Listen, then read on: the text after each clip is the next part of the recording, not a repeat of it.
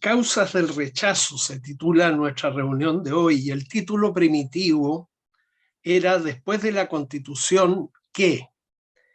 Bueno, en tal caso, me olvido de ese título primitivo, si la propuesta hubiera sido aprobada el 4 de julio, cosa que no ocurrió, habría sido, al menos en mi opinión, indispensable revisarla muy bien y haberle hecho los ajustes y cambios del caso.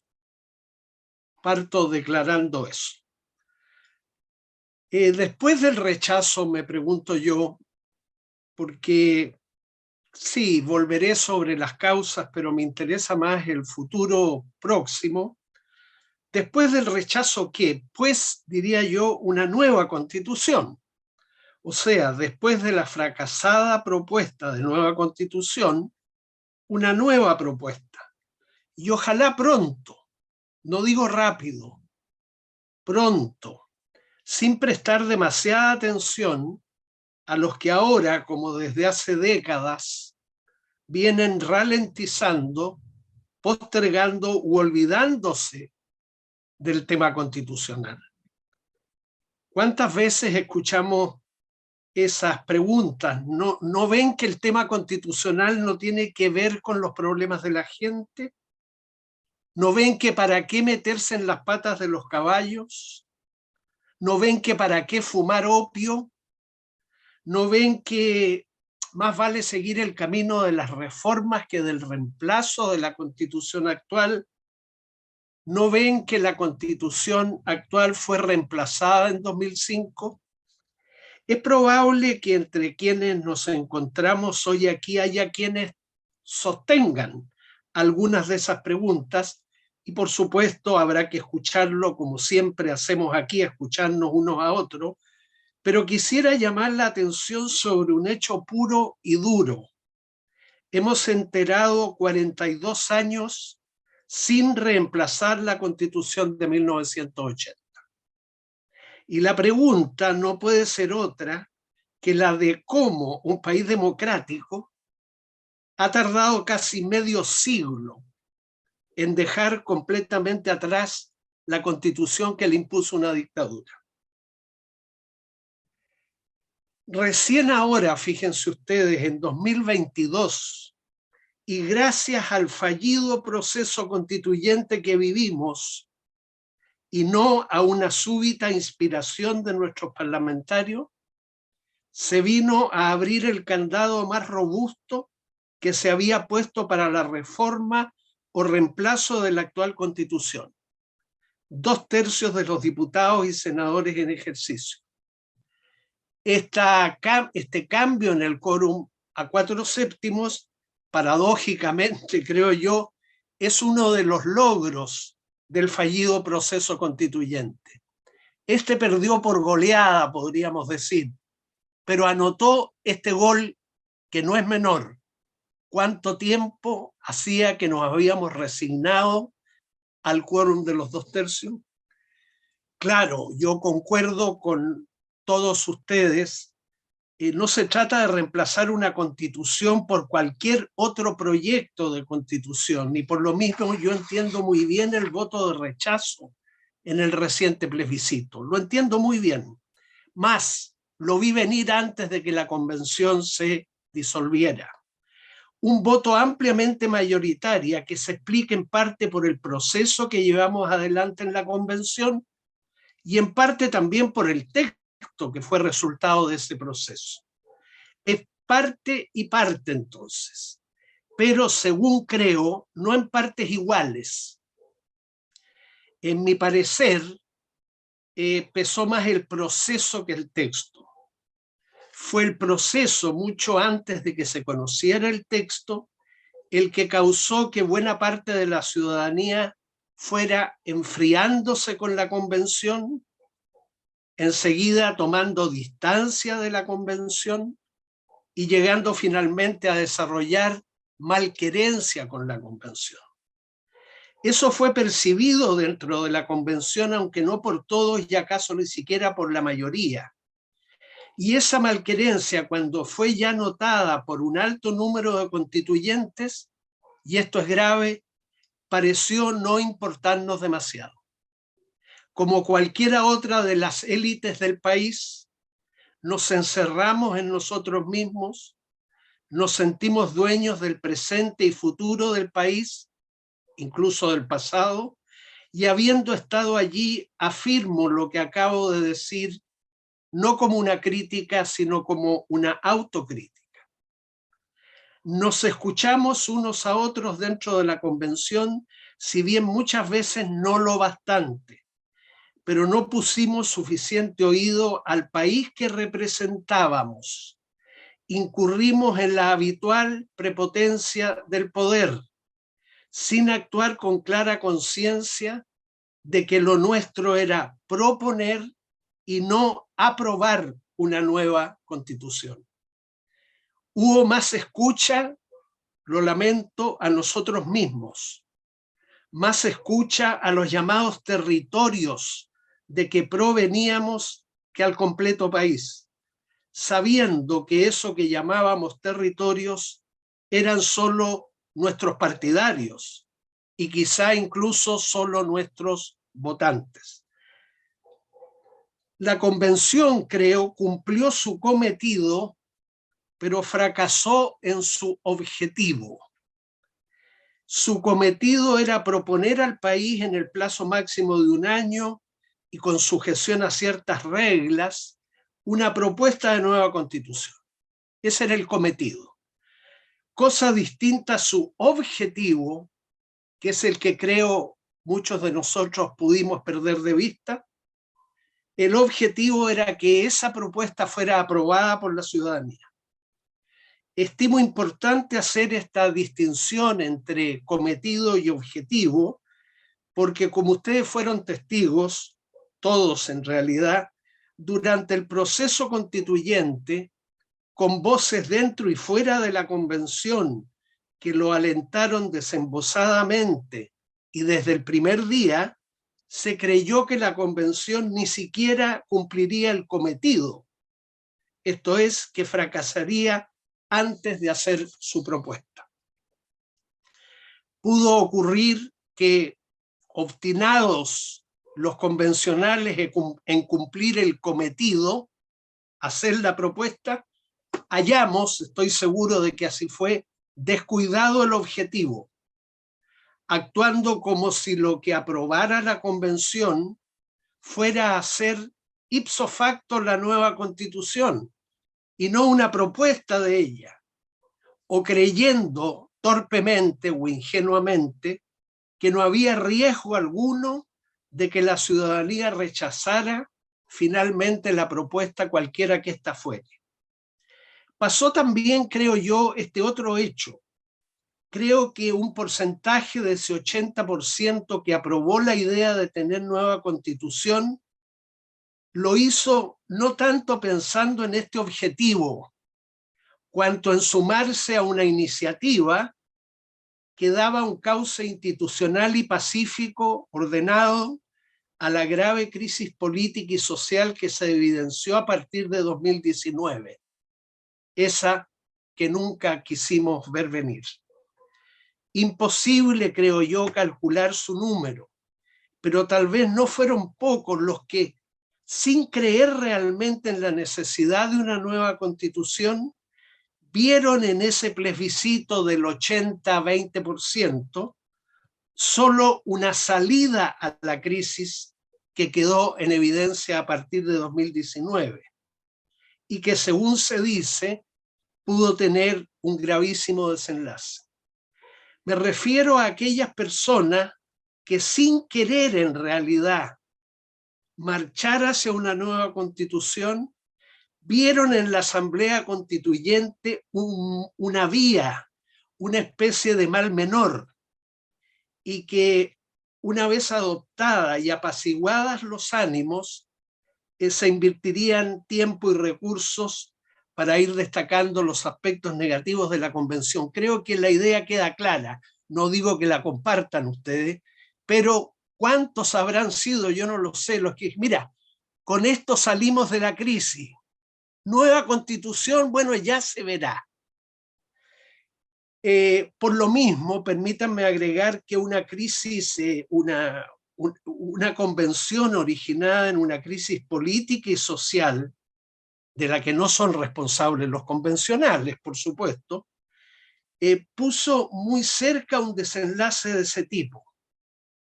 Yo me pregunto, de buena fe, ¿cómo podía esperarse un mejor clima dentro de la convención si veníamos de donde veníamos?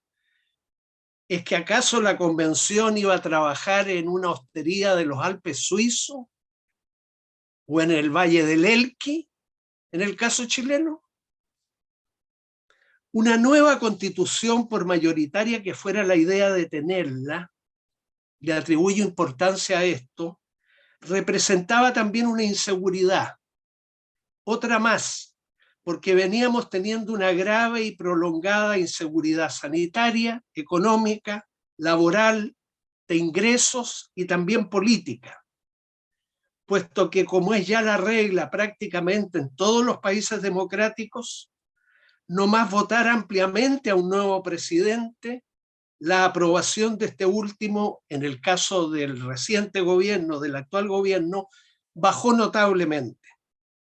Demasiadas inseguridades quizás, y en cualquier caso, en una cantidad que desde luego no éramos capaces de tolerar.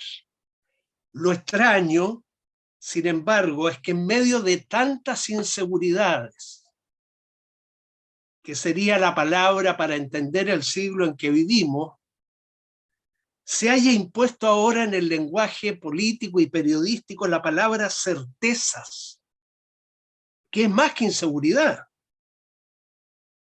O sea, en medio de tantas inseguridades, nos hemos puesto a pedir no seguridades, sino certezas. Es curioso eso. Uno de los fines del derecho, según comentamos con nuestros alumnos, pienso en Jorge y otros profesores de derecho, es la seguridad jurídica, que se consigue siempre solo de manera relativa. Y lo que me pregunto es en qué momento tantos operadores jurídicos, especialmente abogados, empezaron a hablar de certeza jurídica. Vamos, incluso a demandarla, como si la certeza jurídica, no la seguridad, fuera un fin posible de alcanzar y, lo que es peor, una obligación de los gobiernos de proporcionarla. Dejo planteada esa pregunta. Bueno, a mí me pareció justo publicar al día siguiente del día 4 una columna dando cuenta del fracaso en el objetivo de la convención, pormenoricé allí algunas de las causas y quizás con alguna ingenuidad me permití expresar el deseo de que el país volviera a poner manos a la obra en el reemplazo de la Constitución actual. No fuera a pasarnos que en nombre de una razonable pausa de algunas semanas, han pasado ya varias, volviéramos a poner el tema constitucional bajo la alfombra o a satisfacernos una vez más con el camino de la reforma y no del reemplazo de la actual Constitución. Contra lo que quiero precaver es contra el riesgo de quedarnos largo tiempo en la luz amarilla del semáforo. Ahí estamos en este momento. Y el riesgo de volver incluso a la roja, si sabemos que hay quienes querrían volver a la roja. Estamos en amarilla, una parte no desdeñable del país quiere volver a la roja, y claro, yo y espero que buena parte de ustedes, si no la mayoría, está esperando que se nos dé la luz verde de nuevo. Bueno, perdón Jaime si me extiendo por unos pocos minutos más. Uno podría ver el proceso constitucional en perspectiva desde 1989 a la fecha y asimilarlo a una cadena que ha ido sumando eslabones, el último de los cuales estaría constituido por la reciente fallida convención y su propuesta, y al que habrá que agregar ahora, espero pronto, un nuevo eslabón, que ojalá pueda recibir en su momento una muy amplia aprobación ciudadana. Pero es un hecho que la cadena está resultando demasiado larga. muy larga e indecisa. Comenzó con las reformas posibles de 1989. Siguió otra vez con las reformas posibles de 2005. Y recuerdo, porque hay que ser justos, que el programa presidencial de Eduardo Frei Ruiz-Tagle, cuando compite contra Sebastián Piñera por la presidencia, incluía la idea de una nueva constitución. Bueno, Frei perdió. Y está el proceso de la presidenta Bachelet, al cual, nomás asumido el actual gobierno, le cerró completamente la puerta. Entonces, yo también, no es este el momento para que lo hagamos, me pregunto, ¿quiénes responden de todo eso? ¿Los convencionales? Algo más. ¿No habrá influido, me pregunto, y les pregunto, lo suyo, en la abundancia de materias que incluyó la reciente propuesta? Más materias de las que deben estar en una constitución, desde luego. Y también en el maximalismo de algunas disposiciones de la reciente propuesta, que lo hubo, por cierto. ¿No habrá influido mucho en esto el hecho de habernos negado antes a hacer oportunamente ciertos cambios, ya sea a modo de reformas o transformaciones? Sí, hubo abundancia de materia, sobreabundancia, maximalismo, pero no será una de las causas de eso, no solo la fiebre de los constituyentes, sino la pereza política y legislativa de un país que no resuelve sus problemas, sino con una lentitud, a mi juicio, exasperante. Estaríamos discutiendo hoy de plurinacionalidad, si a propósito de las reformas constitucionales de 2005, no se hubiera rechazado el reconocimiento de los pueblos indígenas. Fíjense ustedes, una de las reformas propuestas en 2005 fue simplemente el reconocimiento constitucional de los pueblos indígenas. Hubo una importante parte del país, le bastaba un tercio más un voto, se negó a eso. Estaríamos discutiendo hoy de plurinacionalidad, o si se hubiera aprobado en 2005, habríamos ganado, fíjense ustedes, 17 años para, a partir del solo reconocimiento de los pueblos indígenas, haber derivado lentamente, prudentemente, a partir de ese reconocimiento por vía legislativa, sus efectos políticos, sus efectos económicos, sus efectos culturales. Estaríamos, creo, en otro. Pero ¿quién responde de la ceguera del 2005? Si la convención hubiera hecho autocrítica durante su camino, que no la hicimos, es posible que el resultado hubiera sido otro. Pero déjenme compartir con ustedes que es un contrasentido reprocharle a la convención falta de autocrítica en un país donde todos los sectores políticos tampoco la hacen. Sí, faltó autocrítica y parece que nos faltó a los constituyentes y a nadie más. Yo soy un convencido de que la crítica y la autocrítica son las que permiten mejorar tanto a las personas como a la sociedad, mientras que la complacencia adormece, paraliza.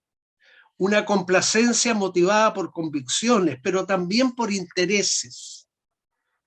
Yo creo que no destacamos suficientemente en nuestro lenguaje común la presencia de los intereses, legítimos sin duda, en toda sociedad los hay, pero el curso político seguido por el país, incluido el fracaso de la convención, se explica en una parte relevante por los intereses legítimos en juego, muchos de los cuales, sin embargo, actúan salvajemente en la oscuridad. Miren, es muy probable que ustedes hayan conocido a Ernesto Rodríguez Serra, muerto recientemente. Y es probable que hayan conocido el título fantástico que él le dio a su programa cultural. Crítica y celebración era el título de ese programa de Ernesto. y vean ustedes cómo esas dos palabras, crítica y celebración, yo agregaría autocrítica también, pueden ir perfectamente juntas y hasta reemplazar de una vez a la ya muy manida figura del vaso medio lleno o medio vacío. Se está escribiendo mucho sobre las causas de lo que pasó el 4, y eso está muy bien. Van a aparecer libros completos, creo yo, dentro de poco, e incluso tesis doctorales.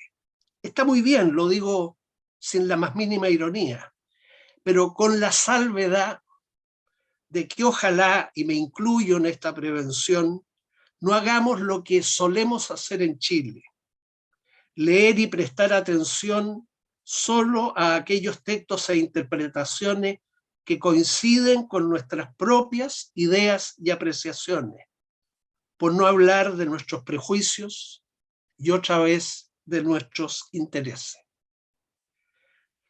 Una sociedad democrática y abierta, y Chile lo es, podría ser más democrática, obvio, pero es democrática y es abierta, no es nunca una unidad. Por fortuna, una sociedad democrática y abierta es un avispero ruidoso de distintas creencias, ideas, valores, prejuicios, modos de pensar, formas de vida, apreciaciones sobre el presente, interpretaciones del pasado, planteamientos acerca del futuro e intereses. Si yo hago esta constatación, lo hago simplemente para sugerir que a la hora de buscar acuerdos, y estamos forzados en una sociedad democrática, antes de aplicar la regla de la mayoría, a buscar esos acuerdos, que el método para buscar acuerdos y las expectativas que se puede cifrar en los acuerdos es distinta según si el desacuerdo que se trata de superar es sobre creencias o sobre intereses, por ejemplo. Cuando un desacuerdo sobre creencias firmes, por ejemplo, alguien dice creo en Dios y alguien dice que niega la existencia de Dios, ese desacuerdo es en creencia, y la única manera de procesarlo es mediante el diálogo, y la única expectativa que se puede tener respecto de ese diálogo no es que ninguno de los dos convenza al otro, ni que eso se pueda resolver por mayoría, la recíproca y pacífica tolerancia. Pero cuando el desacuerdo es sobre intereses, se procesa de otra manera, se procesa mediante una negociación, y a lo que puede conducir es a una transacción. Entonces me permito decir esto porque a la hora de buscar métodos para hacernos cargo de nuestros desacuerdos y a la hora de descifrar expectativas en los métodos que elijamos, tendríamos que tener una mejor percepción de si los desacuerdos recaen sobre creencias, ya puse un ejemplo, sobre simples ideas, por ejemplo, un cuarto o quinto ya retiro de fondos previsionales. Eso nos divide, ¿no?, en el país. Bueno, pues no es una diferencia sobre creencias, es sobre ideas. Y cuando la diferencia es sobre ideas, no sobre creencias, se procesa mediante el diálogo, pero con la posibilidad de que uno convenza al otro. Eso es perfectamente posible. O llegado el momento por medio de una votación, cosa que en el caso de las creencias no es posible. Bueno, yo les agradezco vuestra paciencia, y si bien estoy seguro ninguno de ustedes lo preguntará como parte de esta sesión, aunque sí posiblemente me lo podría preguntar de manera privada, con justo derecho, permítanme decirles que para mí no puedo sino evitar hablar en este momento en primera persona. Tuvo sentido estar en la reciente convención, y eso con independencia de los malos momentos que pude pasar en ella y con independencia del resultado final de nuestro trabajo. No es solo el éxito lo que da sentido a las decisiones y conductas de hombres y mujeres. El éxito, lo sabemos bien, parece ser la medida del sentido de las actividades humanas que emprendemos, pero eso es solo un viejo malentendido. Es por esa razón que no me resulta difícil, créanme, mantener la esperanza, tal vez incluso una cierta cuota de optimismo, porque el optimismo puede perderse, la esperanza, no como virtud teologal, sino como una simple virtud laica, no se debe perder nunca. Bueno, mi esperanza es que de este momento, como se dice en el fútbol, cuando una defensa está en aprietos, salgamos jugando. Estamos en un momento complicado, difícil, pero mi esperanza es que salgamos jugando. O sea, piensen en un partido de fútbol, salgamos rápidamente y por vías institucionales. Esto es, sin perder la pelota, eso es lo principal, porque la pelota en Chile se nos pierde a menudo. La pelota del tema de las pensiones lleva perdida mucho tiempo, ¿no? Sin perder la pelota y de acuerdo a las reglas del juego. Voy a concluir ahora sí, Jaime, y excusas por extenderme más de lo debido, pero ahora sí termino, con una reflexión más general. Los países viven siempre en una cierta penumbra, más o menos marcada, o sea, con más claros que oscuros o más oscuros que claros. Chile no puede hacer excepción a la realidad del claroscuro en que viven todos los países. Me parece, sin embargo, que para ir ganando en luminosidad, que nunca va a ser total en ningún país de la Tierra, no podemos valernos de un interruptor convencional, de esos interruptores que basta con presionar levemente un botón o una palanquita para conseguir que una habitación se inunde completamente de luz en horas de la noche. No, no existe una interrupción convencional para salir de la penumbra. Mejor, no para salir, para aumentar la luminosidad sobre la penumbra. Lo que tenemos es eso que se llama dimmer, creo. O sea, esos interruptores no convencionales que van dando o restando luminosidad según se los vaya girando de un lado o del otro. Eso es lo que tienen los países, un dimmer. Y si lo que se busca es mayor luminosidad, pues ese interruptor no debe dejarse de mover. Y enfatizo esto porque en Chile muchas veces no movemos el interruptor en absoluto, ni para un lado ni para el otro. Lo dejamos quieto. Prisioneros tal vez de la corrección de la idea de que la democracia da un paso a la vez. Eso es cierto. Pero mi preocupación muchas veces con este país, mi país, el país de todos nosotros, es que a veces nos quedamos mucho rato en el mismo escalón. Sí, un paso a la vez, no se precipite, se puede caer, pero ¿cuántas veces en tantos temas, bajo el pretexto de dar un paso a la vez, permanecemos larguísimo tiempo, en este caso 42 años, en el mismo peldaño? Bueno, en materia constitucional, la oportunidad que tenemos es continuar girando el interruptor en el sentido debido. Ya lo movimos ya. Y ese sentido seguirá siendo, creo yo, al menos para la mayoría, el del reemplazo y no la simple reforma de la actual Constitución. Tengo esa impresión de que la mayoría está todavía por reemplazar la Constitución, no por cualquier propuesta, por supuesto, pero dejar atrás la Constitución de 1980. Entonces, no mi vaticinio, mi deseo, mi expectativa, porque yo soy muy malo para predecir el futuro, incluso en lo que a mí respecta, para las próximas 24 horas.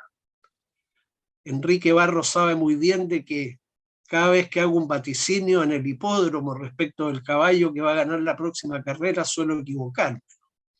¿Cierto, Enrique? Si estás por ahí. No, lo mío no es un vaticinio, es un deseo, una expectativa, que estoy seguro la mayoría de ustedes compartirá. Quedamos en luz amarilla. Es natural.